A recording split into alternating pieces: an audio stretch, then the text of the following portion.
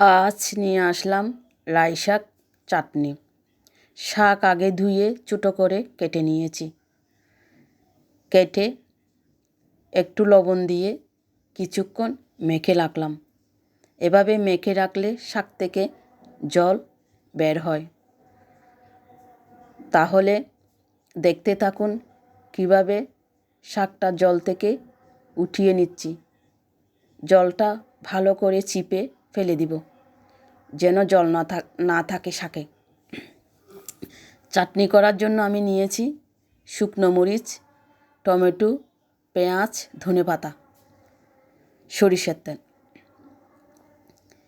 এই শাক শরীরে অনেক উপকার করে। সর্দি কাশির সময় সরিষার তেলের মতন ঝাঁজ থাকে, খেতে খুবই টেস্টি। শুটকিও দেওয়া যায়। ছোটো করে কেটে ভেজে নিতে হবে শুটকি আগে, কিন্তু আমি শুটকিটা দিলাম না। আমি টমেটো দিয়ে চাটনিটা করে নিচ্ছি। এই শাক অনেক বড় হয়, দেখতেও সুন্দর। এই শাককে আপনারা কী নামে চিনেন কমেন্টে অবশ্যই বলবেন।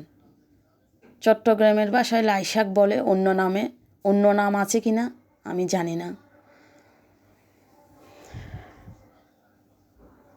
যদি এই চাটনিটা আপনাদের ভালো লাগে, এভাবে করে দেখতে পারেন।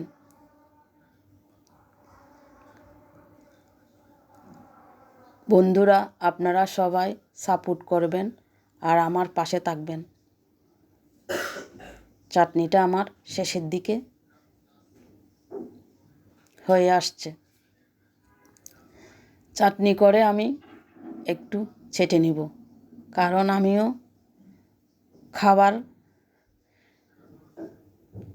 ইচ্ছা হচ্ছে। সবাই পাশে থাকবেন, সুস্থ থাকবেন, সবার জন্য শুভকামনা রইল।